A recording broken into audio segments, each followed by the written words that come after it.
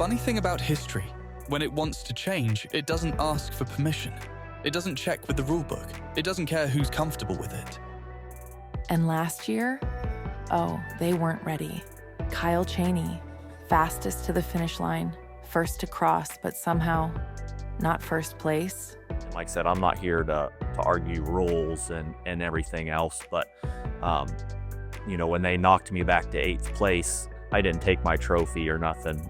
I just kind of left everything there. It is what it is. I'll lick my wounds and I'll get healed and I'll be back next year and I'm going to come back prepared. I told myself that. Yeah, that was cute. A little penalty here, a little politics there. Next thing you know, they're rewriting the ending like it's some Hollywood script and he's the bad guy.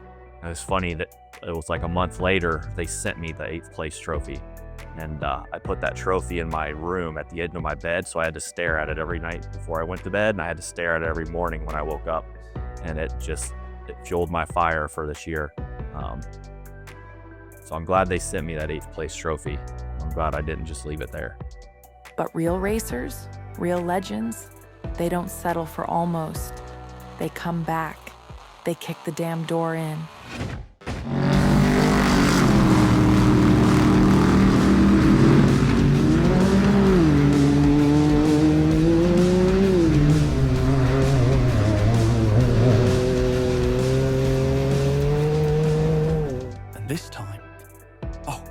This time, there was no stopping him.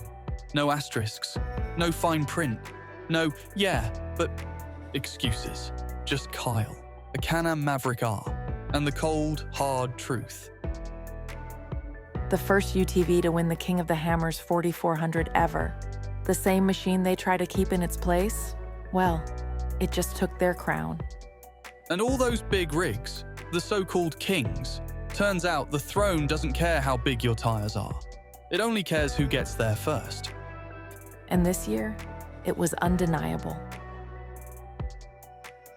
But this win didn't come without a price.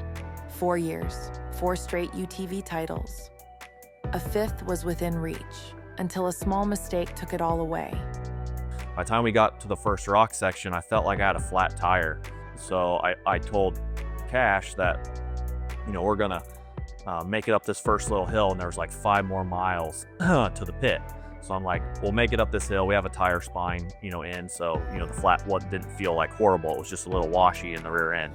But we had this really steep climb to get up, to make it to, the first pit.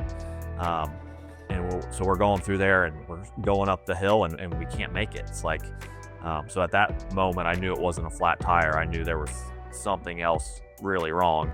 A small oversight on the axle boot led to a 4-wheel drive failure. Race over, just like that.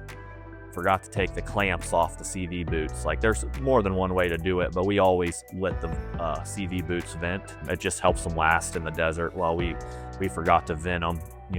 From them spinning so fast and heating up and not being able to vent, it blew the boots off. And once the boots blew, it just lets all the grease go out, and it doesn't take long. Your CVs lock up and strip all the splines off. So we actually lost both rear CVs in the desert, and I thought it was a flat. So that took us out of that race. But when the dust settled, so did the focus. The goal was clear. The one race that mattered most was still ahead.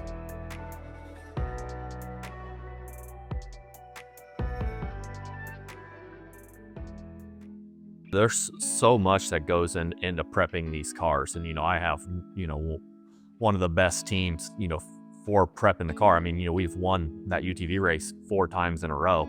And that's because the car's been prepped good. But, it just takes one little thing, to take you out of a race like that. And, no one's putting blame on anybody. Some people, especially Jeb was trying to take the blame, even though it wasn't necessarily all his fault. We all knew about it. We all knew it should be done.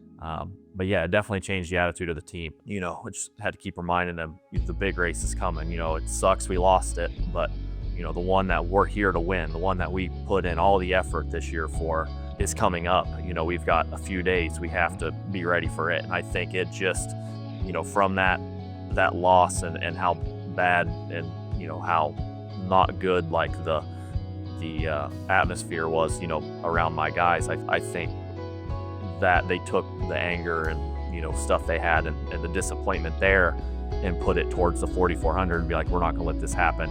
If we lose this race, we're going to make sure it's Kyle's fault we lose. We're going to make sure it's the driver out there. We're not going to lose because of mechanical failure. So, I mean, I'm pretty sure that night, Jeremy already had the 4,400 car coming apart. I mean, he wasn't going to leave a freaking bolt, unturned. Yeah, he made a list after that. So, we may have lists from here on out. What's this list over here for?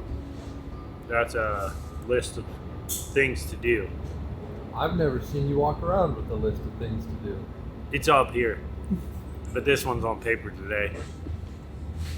That's what my brain looks like, by the way, also. Like, we start out nice, start out organized, driver's side, front, driver's side, passenger side, front.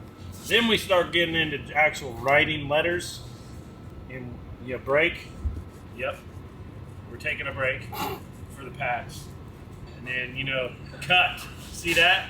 That's how you spell cut when you're mad. What does C-U-T-T. What's cut axle boot clamps mean? That means cut the boots off the axles.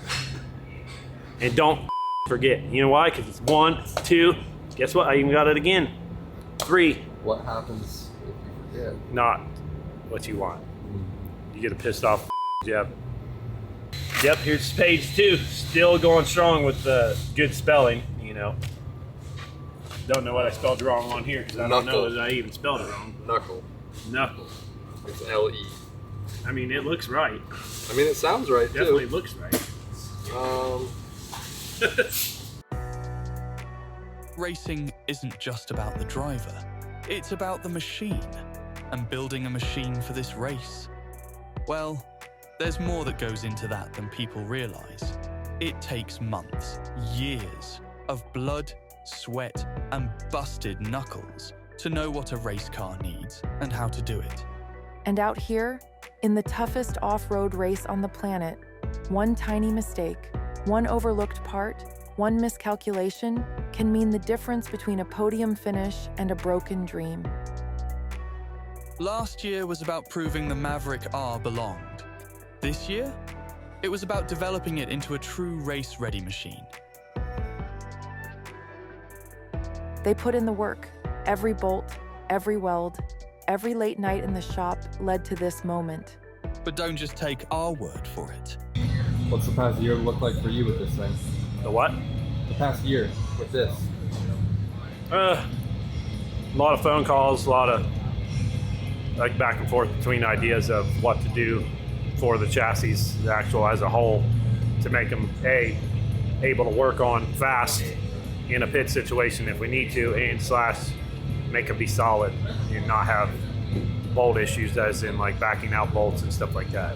Don't use threaded bunks, don't use any of that. You only use nut and bolt because if one wants to get free, the whole thing's going to go together and not back out. So stuff like that, and then placement of everything else, like dash, the whole comfortability for driver, co-pilot, stuff like that. All that. So a lot of phone calls and ideas thrown around all year long to make it happen. Yeah, I mean, the guys at CT Race Worx have given us a pretty good chassis to begin with. So just try to go over our little things that we can touch up on and make the car as ready as it can be, but they gave us a really good starting point. So just try to make the best of it and go out swinging. This isn't just another Maverick R. This is the first of its kind. A ground-up chassis, the very first from CT Race Worx, designed, engineered, built to take on the most demanding off-road race. Every inch of this machine has been rethought, reworked, reinvented. That tall knuckle? It's the key to running 37s without throwing the suspension into chaos. It's the difference between control and catastrophe. And while others are running a tried-and-true suspension setup, Kyle's running something no one else has: bypass shocks in the rear. A new setup built to take the Maverick R capability to the next level. This isn't just a Maverick R. It's a statement. A machine built with one purpose, winning the biggest race in off-road. And this year, that's exactly what it did.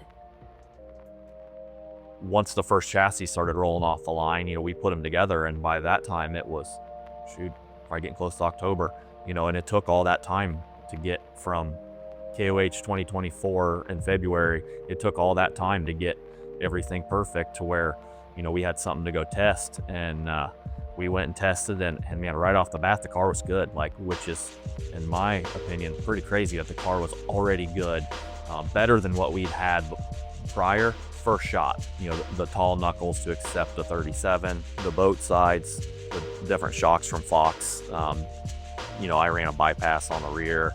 The car was just good. I got in it and it just felt good. It just felt like a good, solid car. You just felt like you could do no wrong in the cars. They handled well. We had, all kinds of ride height, and they still handled like a short course car. I couldn't ask for a better built handling car. But half of it's not even, there's no trail. There's your mountain, I think. Yeah, what are you guys thinking of lap 3? We don't know yet. Well, yeah, we're trying to figure it out. Here's this. Yeah. And you come up to here, and this. So it's comes across here somewhere. So right here, you see that bend? We're gonna come out here, and then we're gonna see. You can see that tiny little trail right there, all the way across this, all the way out into. It's like that, but you about have to go over to that rock. Oh yeah. Oh wow, that RCP is way up. They all are. Look at them. Oh, what the hell? Yeah, they're all like that. So we ran this part here one year. I remember running this part. So in 2020, we come down it because there was a lot of people cutting through here rather than coming all the way around and down around it. But they didn't run this. They just did this all from satellites. Because look at the RCP. Well, wait till you get over here. They just drop them. You just gotta hit them. Well, we have to be within 50 feet of them. Right. So you don't have to necessarily follow this trail. You just have to get to there. All the lap 3 stuff is the VCPs are wet. You just go. You're just driving from VCP. You're just driving from VCP to VCP, but there's no trail. Yeah, there's nothing there. So what did Dave do this year for lap 3? Threw us all off big time. Didn't let anybody pre-run, and then just didn't put the trail on the trail. Just put a straight line, kind of. And there is no real trail, so you just kind of gotta figure out your way from RCP to RCP without really screwing up. And the RCPs aren't even on the trail; they're off the side. So yeah. So the trail just kind of gives you general direction. It looks like, and then you just have to hit the RCPs. Navigational nightmare. Yeah. He said the guy that starts in first on the last lap is not going to be the guy that wins. Well, then I'll just wait. Me and you'll be sitting back there second and third, bated fucking breath. The qualifying well was probably a good idea. Right? Yeah, you screwed up, Kyle. No, I'm in 4th. Yeah, that's perfect. No, that's not. That's only 30 seconds. Those top 3 guys are all going to break down. You guys like that he threw a wrench in it this year? Yeah, I think it's cool sweet. as shit. I think everything he's done with the trail this year is just awesome. I mean, it's been a complete rock race, so it's fun. I wouldn't know. I haven't got to race any rocks, but it was really fun. It looked like fun. It worked out great. This year was by far the hardest KOH I'd ever done, and everybody I've talked to has said this was by far the hardest KOH, which, the finishing percent and the finishing time is a telltale of that. I mean, I beat second place by 30 minutes, and we beat third place by 2.5 hours. And I don't know how many people finished, but there wasn't very many in the allotted time. They had RCPs this year, which were rock checkpoints, which they had never had before. You had to be within 50 foot of this rock checkpoint. So before, it was there was just gray areas. You just had to stay within the valley and the rock trails. So there was no, it was just gray area. Well, these RCPs got rid of the gray areas this year, which was great. There's no, he cheated here, or he was too far there, or, there was none of that. It was either you hit the RCP, you went through the hard part, or you didn't. And it was a 15-minute penalty. There was no gray areas this year, which was awesome. I thought that was great, which it made us stay in the rocks. It made us stay in the hard parts. So even though lap 3 of 4,400, no one got to pre-run. Most of it was virgin trail, like no one had even been on it.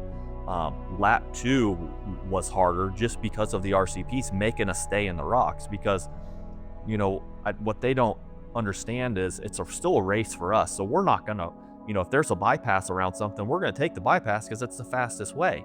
Well, if there's an RCP there, and you have to stay in the rocks, you have to do that obstacle. So, you know, I like what they're doing. I liked what Ultra 4 did this year with all the RCPs, VCPs, the flags where you had to go through.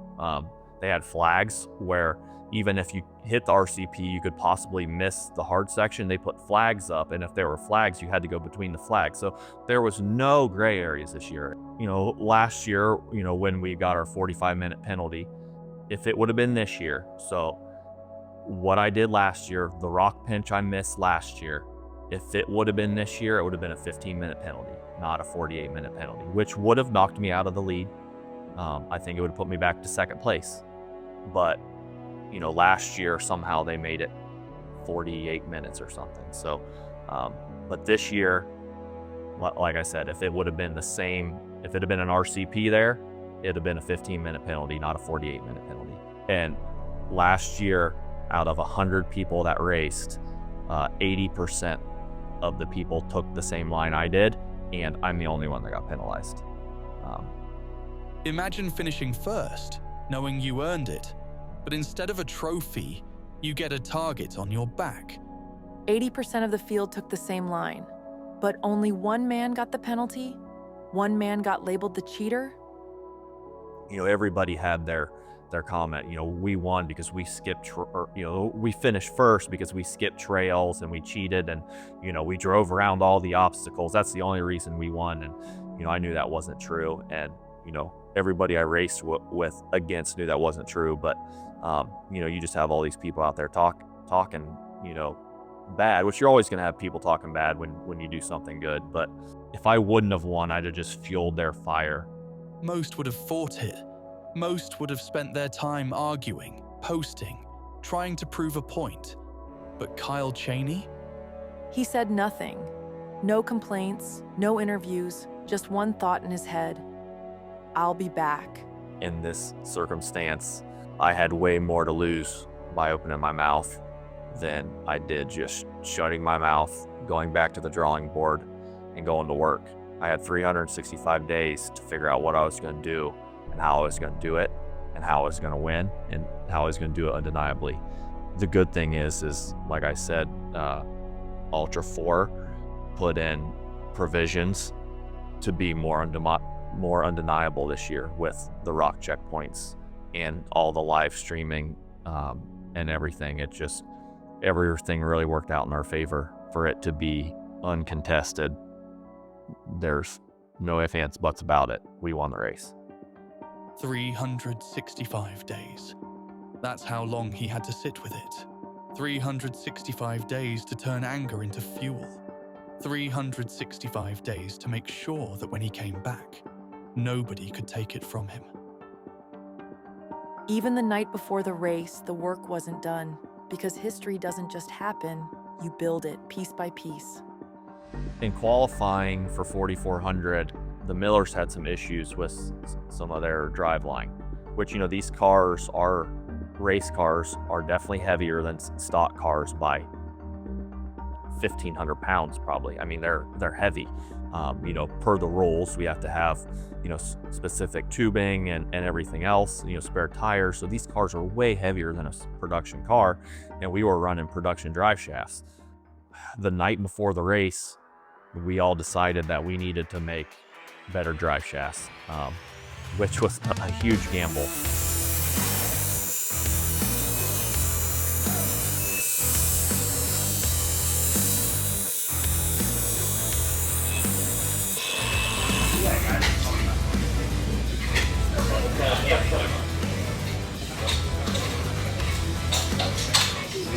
Paper in here, like when Scooter touches tools off on the CT.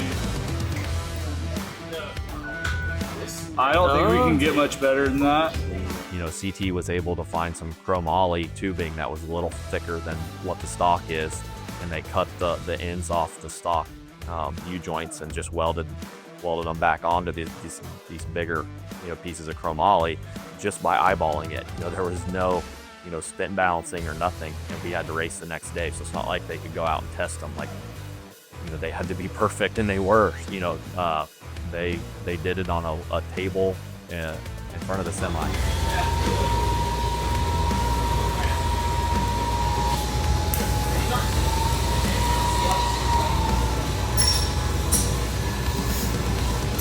Well, when I got in the car and was going through the first desert section, and we were doing over 80 mile an hour, and the car wasn't vibrating, I'm like, good job, guys.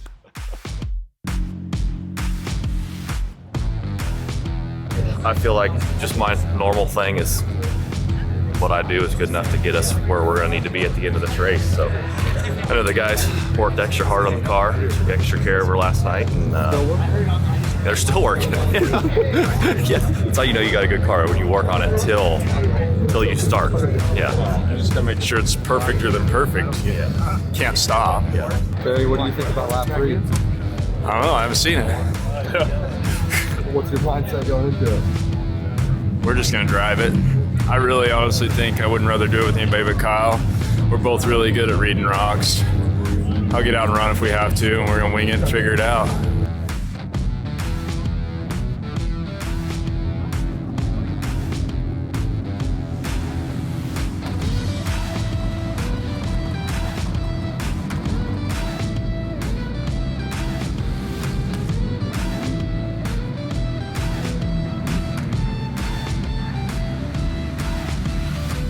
Finishing first in 2024 and having it stripped from me, and me not really being able to fight for it and like explain my side and fight, some of the, I guess you call it politics. The only way that I could prove that I won that race was to win it again.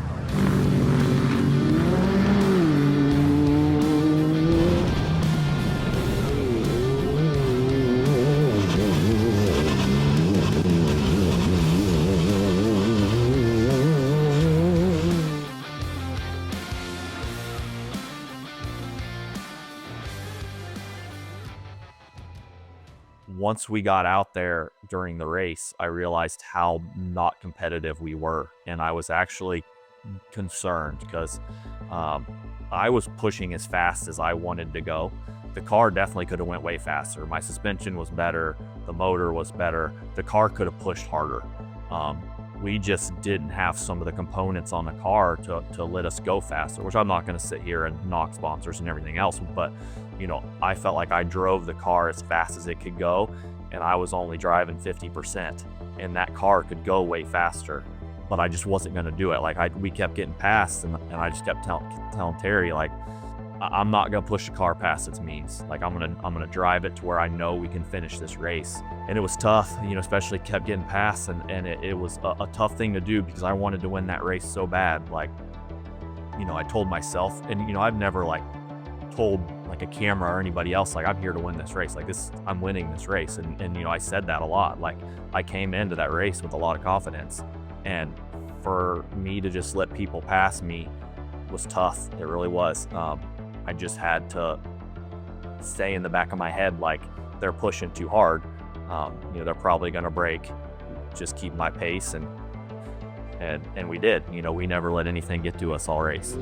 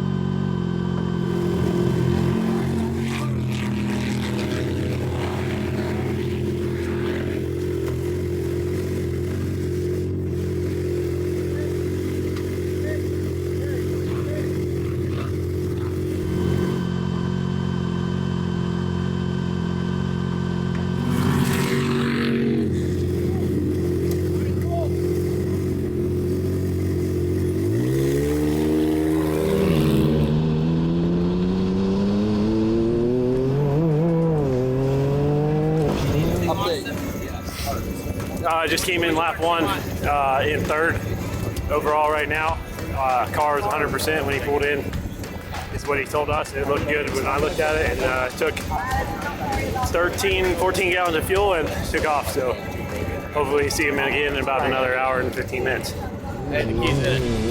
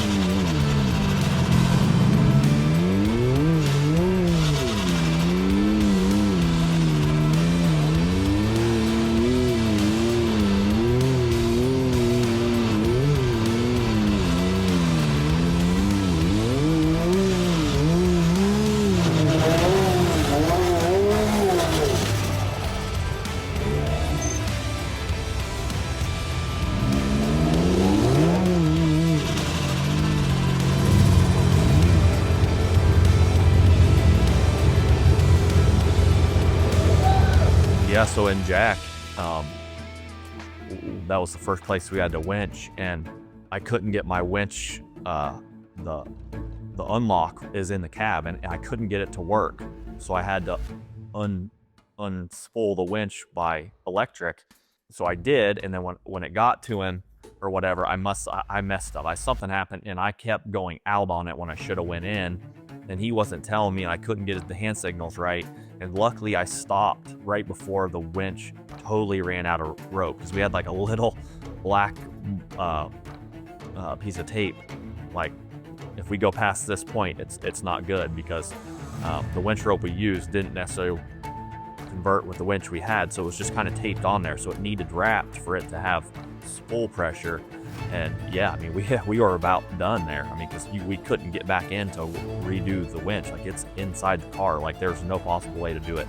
If I'd have ran that thing out another half a second, we'd have been done.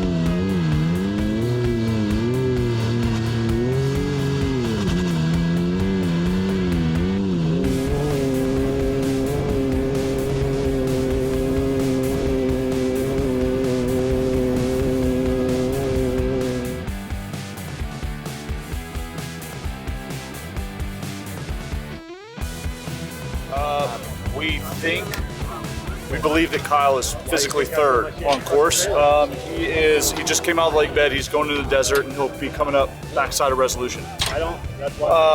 So we're going to give him 2 jugs of fuel, a big 11, and whatever's left over, which will most likely be about 5 or 6 gallons in this one. Everything that we can tell from his star stream on his car seems good. So hoping it's a clean and quick, simple, in and out pit.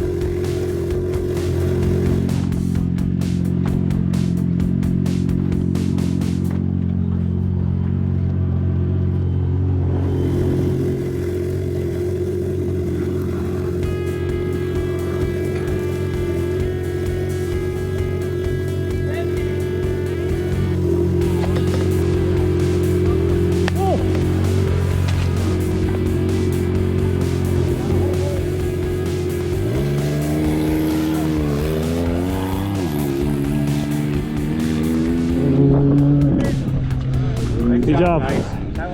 Good job. This is it, the final lap.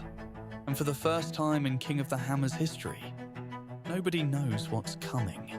No pre-running, no way to memorize the lines, just 100% uncharted territory. A lap built to break even the best. And out here, if something goes wrong, there's no easy fix. No pit crew, no quick tow. If you break, you wait for a helicopter. Every rock, every ledge, every inch of this course is a gamble. Push too hard, you break. Play it too safe, you lose. And I was behind Blyler. I had lit Blyler around because I didn't want to hold him up because he was definitely faster than I was in the rock. So we had pulled out, let him go, dropped back in behind Blyler, and then JP was just leaving the top of Full of Hate while we were coming up it. So I'm like, dang, we've already caught JP. There's the leader. Blyler's right in front of me. So right then I knew all of us were together. And Blyler made it all the way through Full of Hate, and I had to winch at the top. So it was just kind of me by myself at that point. Dave said that the first racer to the rocks on lap 3 wasn't going to win the race. He was right. And so we dropped down that sand hill and go to turn left up this other, new trail, and there's JP at the bottom changing a tire, and there's Blyler stuck in this rock.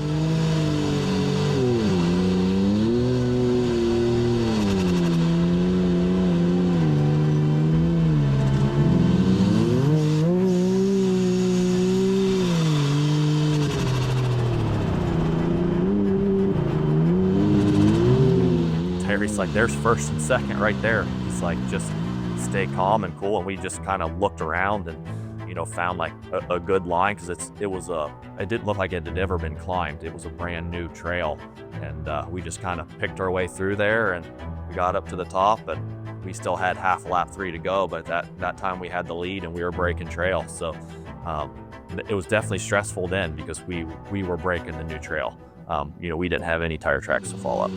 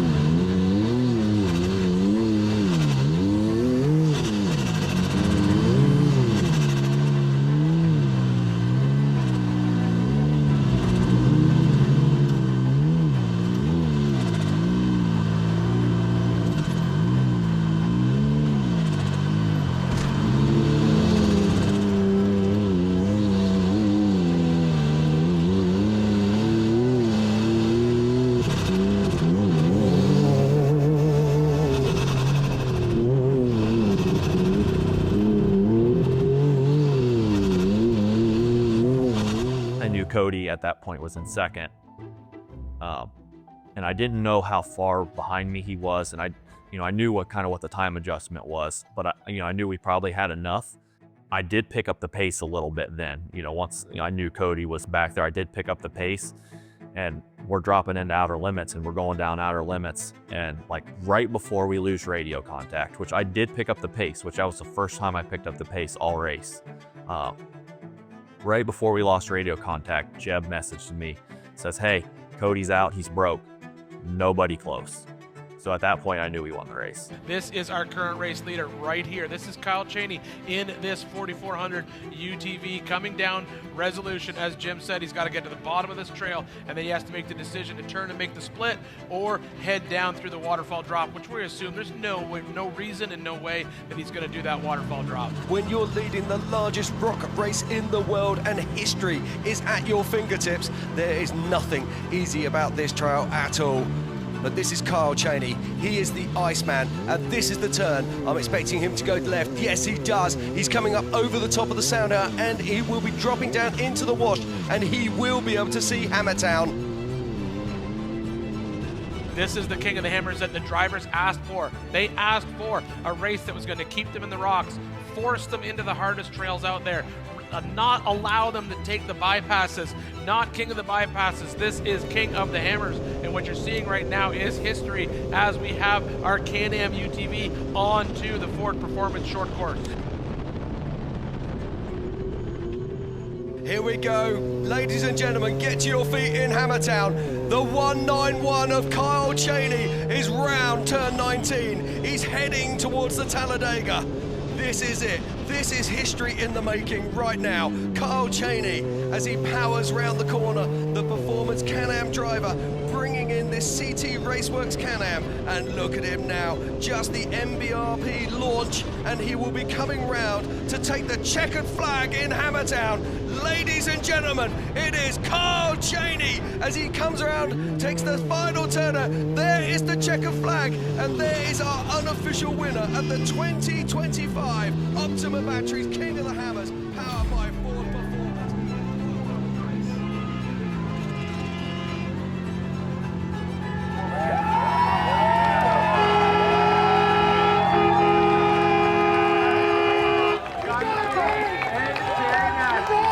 Congratulations right now, unofficially in this #1 spot. How do you feel?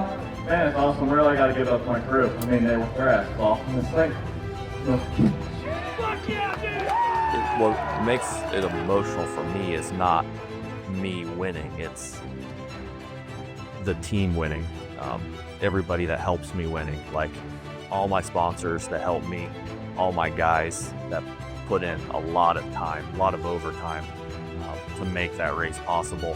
When I lose, we all lose together, and when I win, we all win together. And I feel like they have just as much passion when I win as, I don't really know how to say this, but I think they want me to win probably more than I want myself to win. Yeah, I mean, we made it so undeniable this time. Yeah, I mean, we messed up last time, and that was, it sucks that, you got all the keyboard warriors out there, talking shit. It is what it is, but, we made sure we freaking hit every trail, hit every marker, did everything right today, and, here we are. Take it from me now. Honestly, I think it was running our own race because we each mellowed each other at different points. At one point, Blyther took off, and Kyle kind of stepped it up, and I was like, whoa, run your race. And at one point, I was trying to speed him up, and he's like, no, I got to keep the car down. And we just trusted that they were running over race pace and that they would break. And, they could have got lucky and not broke. But at one point I said during the race, if Josh's car lives, he freaking deserves it, because he was beating the shit out of it. It was amazing. For me to win on the year that was verifiable, the first year that's ever been verifiable, I've watched every 4400 race since they've been live, and I could go back and watch every one of them and poke at everybody that's won and everybody that's done, oh, he took a bypass there, or did this or that, and so I knew how that race was won, and I'd watched it before. I felt like when it was me in a side-by-side, which I'm not one to to say I want to win in a side-by-side. I want to win in whatever I'm driving, and I've always said that I want to race the best of what they're racing. If I had a freaking $500,000 Bronco or an IFS car or a UFO, I'd race it. But I have what I have, and Can-Am wants to support me doing it, so that's what I'm going to race. So I'm not out there trying to prove that a golf cart's better than a 4400. I already know that's not true. I just want to race. I'm already there. I want to race the best of the best. I'm racing what I have, and I don't know. I guess I don't know where I was going with that. Maybe he didn't need to know, because where he went was into the history books. Against the odds, against tradition, against the idea that a UTV couldn't wear the crown, Kyle Chaney didn't just win, he changed the conversation.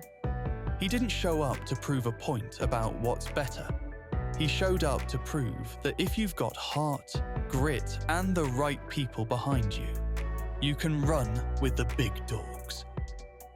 Race won, history made. Now go cool off, farmer boy. There's hay to bale and bucks to chase. Just don't get too comfortable. The desert'll be waiting. Not bad for a guy in a golf cart, eh?